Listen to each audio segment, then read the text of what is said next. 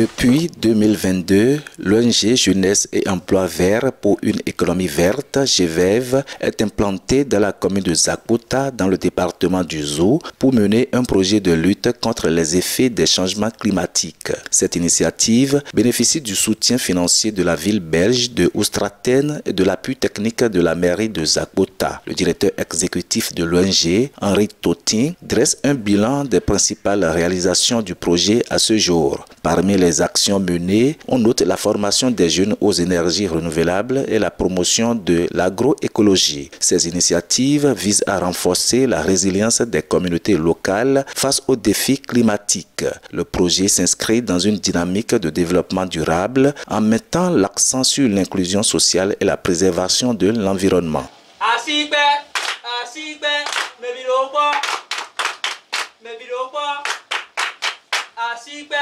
Nous avions constaté une pression foncière dans la zone où les gens font leur champ et granent un peu quelques zones de la forêt, ce qui diminue de jour en jour l'air forestier que nous avions aussi.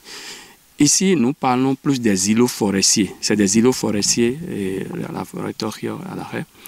Et ces forêts, si nous ne menons pas des activités de protection, de reboisement et de recensement des espèces emblématiques au sein de cette forêt, elles risquent de disparaître du moment où la pression est très forte. Vous avez constaté autour de la forêt des mini-champs et des coins de maraîchage installés un peu partout, les cultures de piments et d'autres espèces vivrières un peu partout.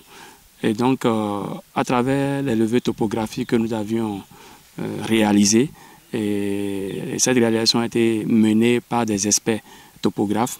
Et donc, nous avons fait sortir le levé pour permettre aujourd'hui à la communauté de préserver leur forêt parce que désormais, ils connaissent la distance, la dimension, l'aire géographique que couvrent les deux forêts et ils peuvent facilement protéger cette forêt. Nous avions choisi reboiser la forêt et parmi les espèces que nous avions mises dans la forêt, il y a le baobab Adansonea digitata, il y a l'iroko, il y a le Kaya senegalicis que nous avions mis aussi dans la forêt.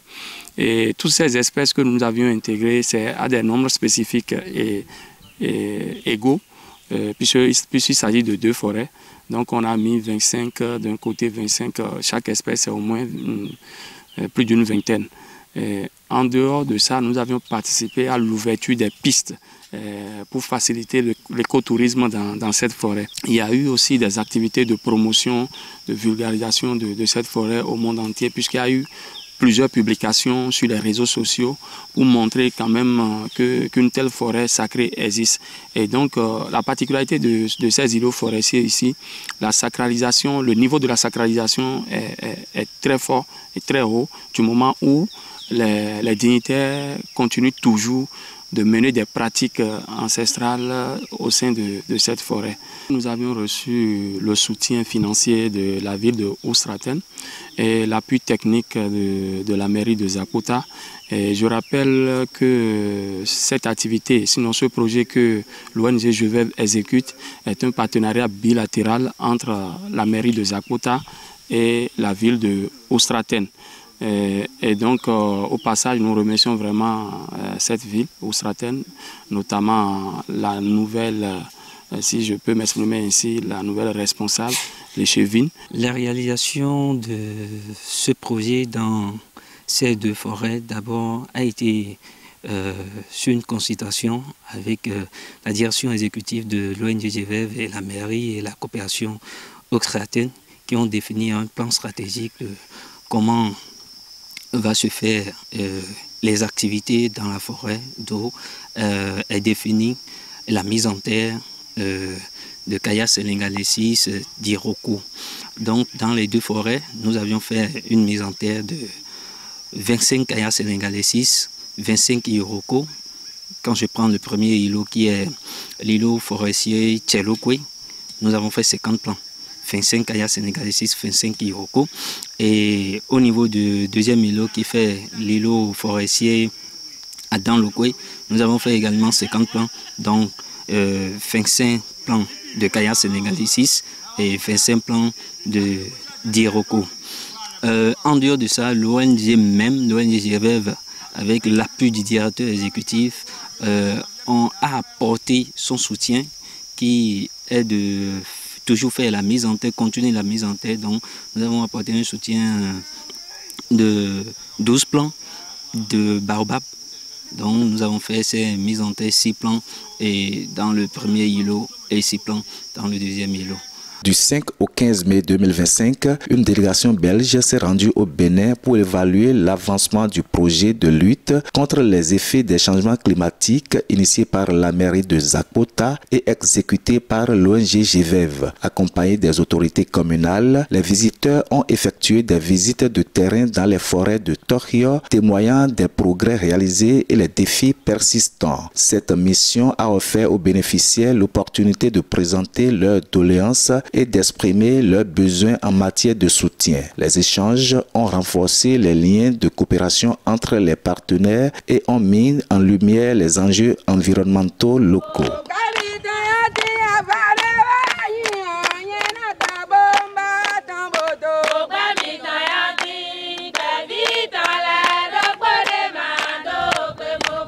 Je pense que c'est bien organisé avec les bénévoles qui ont un plan de circulation pour aller chercher les déchets dans les différents villages.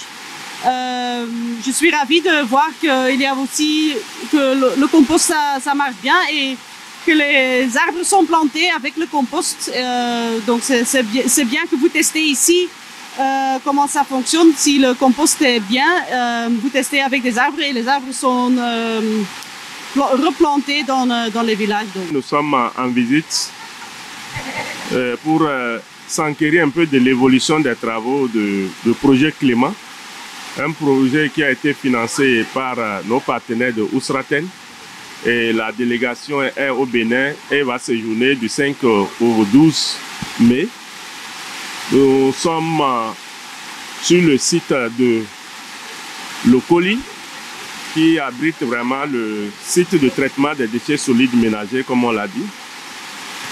Alors, quelles doivent être encore nos impressions? Le fait que nous sommes venus, on a vu déjà le travail qui se fait, le ramassage, le tri et le compost qui est en train d'être réalisé. On ne peut que s'en réjouir. Parce que pour celui qui connaît Zakpota, ce n'est pas de zéro que le projet est né. C'est compte tenu de l'insalubrité de la ville, des ménages, que le projet est né. Et à voir la quantité des ordures que vous avez déjà collectées ici et le tri qui se fait, on ne peut que féliciter l'ONG GVEV à travers son directeur Henri Toti et toute l'équipe qui est derrière lui.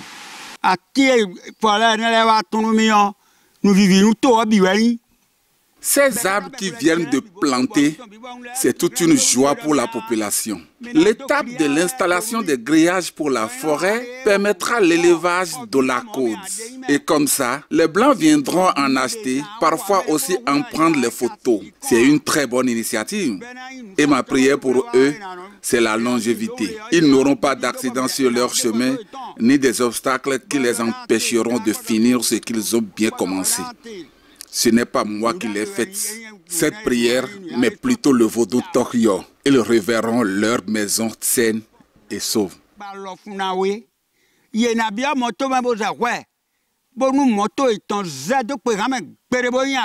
Les forêts sacrées de Torio, situées dans la commune de Zakpota, plus précisément dans l'arrondissement de Zara, représentent un patrimoine vivant où se mêlent croyances ancestrales, biodiversité et pratiques culturelles. Ces espèces sont régies par des règles strictes, souvent supervisées par des chefs traditionnels appelés rois des forêts, qui veillent à ce que seules les personnes autorisées y accèdent selon les critères culturels et spirituels. Elles abritent des divinités et sont imprégnés de rituels ancestraux jouant un rôle fondamental dans la conservation de la biodiversité. Cependant, elles sont aujourd'hui menacées par la pression démographique, l'agriculture intensive et la demande croissante en bois-énergie. Le non-respect des interdits traditionnels entraîne des conséquences spirituelles et environnementales affectant les communautés locales. Ainsi, ces forêts sacrées de Torio sont à la fois un trésor à préserver et un défi à relever pour assurer leur pérennité.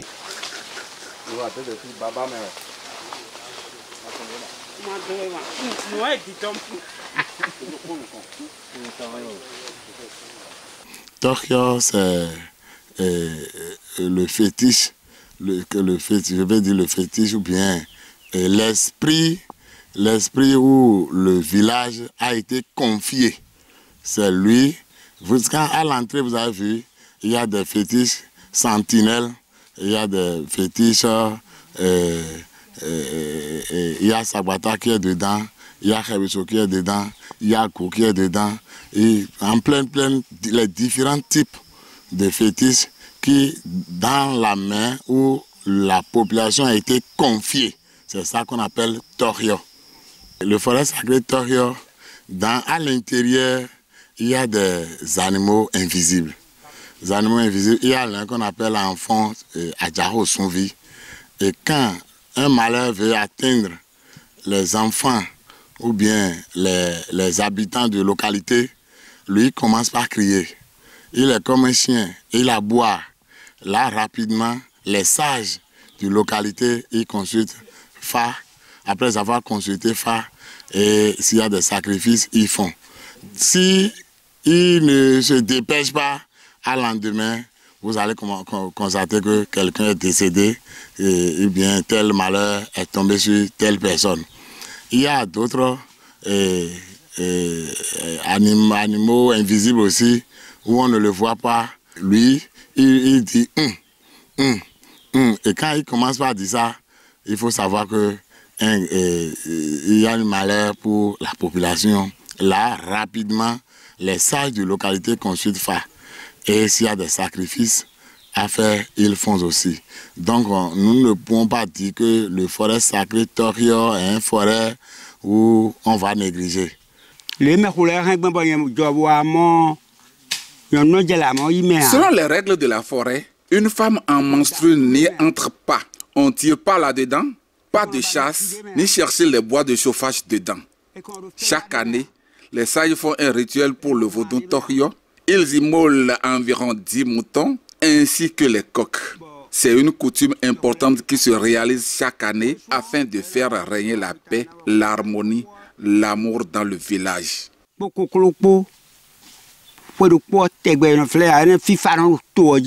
L'ONG Jeunesse et Emploi Vert pour une économie verte a largement dépassé ses objectifs initiaux en matière d'impact social. Initialement prévu pour 300 bénéficiaires, le projet enregistre aujourd'hui plus de 700 participants actifs. Cette croissance témoigne de l'engouement des communautés locales pour les initiatives écologiques et les formations proposées. Les bénéficiaires expriment une profonde gratitude envers l'ONG pour les opportunités offertes et les changements positifs observés dans leur vie.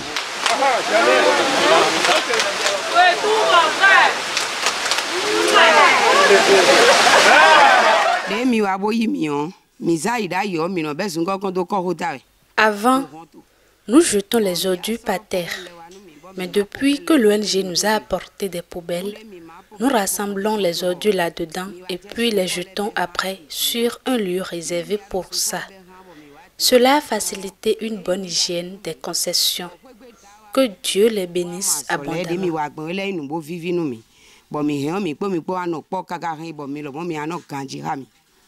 J'ai connu beaucoup de changements. Nos lieux ont connu beaucoup de changements.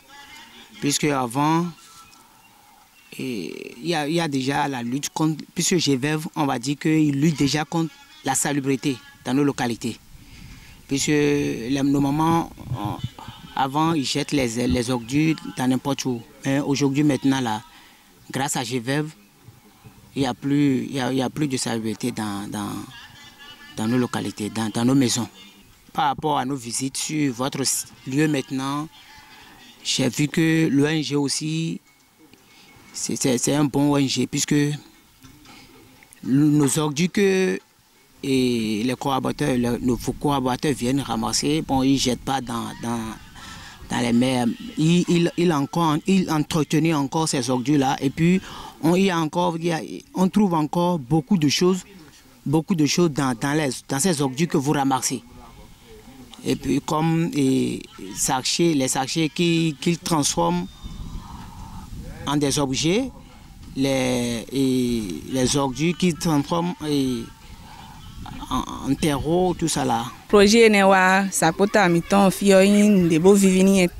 venue de ce projet à Zakpota ici est une grande satisfaction pour nous, puisque l'entretien de notre environnement est primordial. Nous sommes contentes pour cette initiative.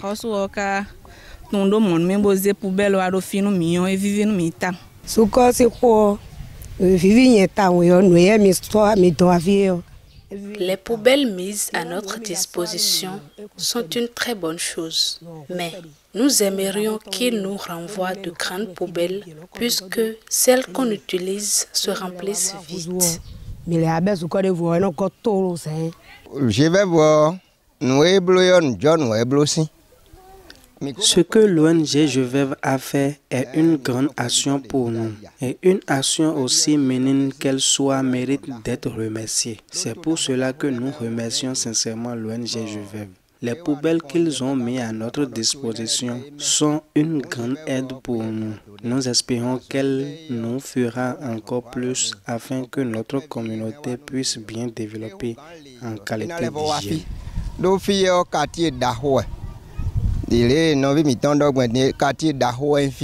Les bénéficiaires du projet de lutte contre les effets des changements climatiques mené par l'ONG Jeunesse et Emploi Vert pour une économie verte, Jeveve, expriment une gratitude profonde envers l'organisation pour les opportunités offertes. Cependant, ils soulignent également la nécessité d'un soutien continu pour pérenniser les acquis et renforcer l'impact des actions entreprises. Ils appellent à une collaboration renforcée avec les autorités locales et les partenaires financiers pour assurer la durabilité du projet. Ces retours témoignent de l'engagement des communautés locales et leur volonté de participer activement à la préservation de leur environnement.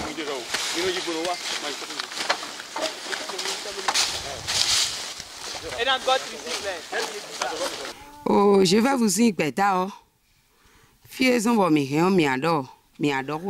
Nous demandons aux membres de l'ONG Jeveve de rester en contact avec nous pour que nous puissions leur faire part de nos besoins. S'ils essayent à chaque fois de nous donner un coup de main, ça sera une grande contribution envers nous.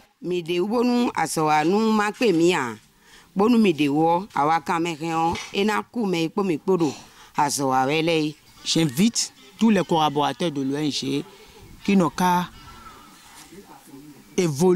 faire face à ce qu'ils sont en train de faire, on ne veut pas de régression, puisque c'est grâce à l'ONG maintenant qu'on a connu beaucoup de changements dans nos lieux et dans nos maisons aussi. Et aussi, il n'ont qu'à doter nos mamans de plusieurs objets qu'il faut pour leur travail.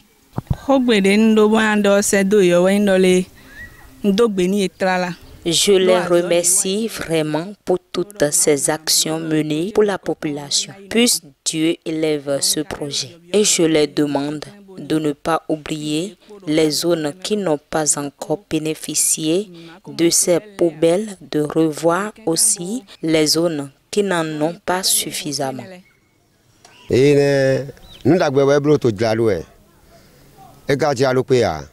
Les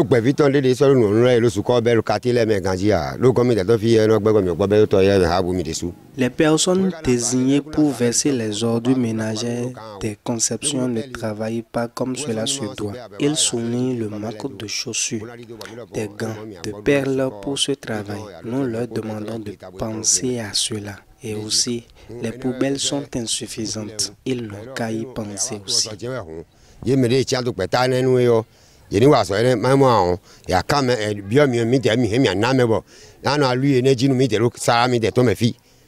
que ça peut agrandir encore un peu, plus que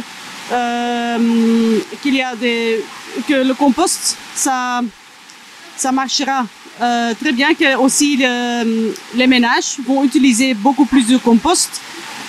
et aussi que peut-être il aura moins de déchets, donc que les ménages sachent comment ils doivent trier avant et ne jeter plus les choses sur la terre et comme ça diminuer les déchets sauvages.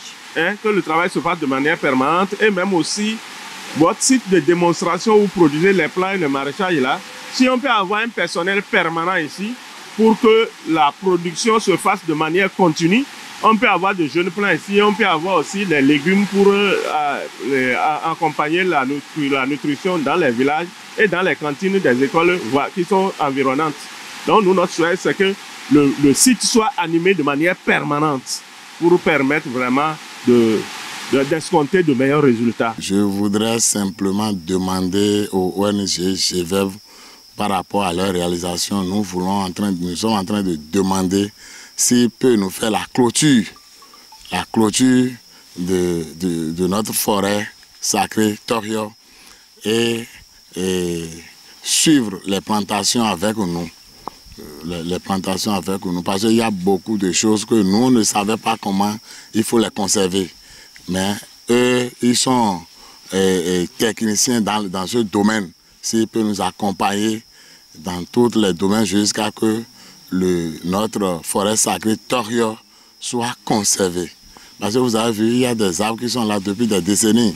Beaucoup tombent par terre, mais par leur biais maintenant, ils sont en train de régénérer, de planter les différentes plantes pour pouvoir sauvegarder cette forêt.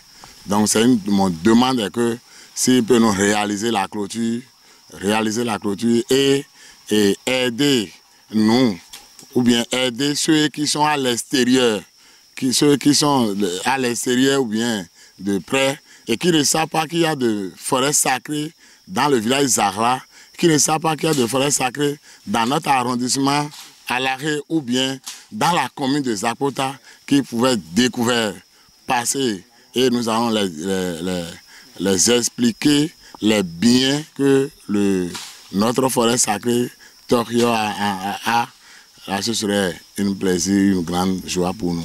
Depuis 2022, l'ONG Jeunesse et Emploi Vert pour une économie verte, GVEV, œuvre dans la commune de Zakpota au Bénin pour lutter contre les effets des changements climatiques. Initialement prévu pour 300 bénéficiaires, le projet enregistre aujourd'hui plus de 700 participants actifs, dépassant ainsi les objectifs fixés. Cette croissance témoigne de l'engouement des communautés locales pour les initiatives écologiques et les formations proposées. Les bénéficiaires expriment une profonde gratitude envers l'ONG pour les opportunités offertes et les changements positifs observés dans leur vie.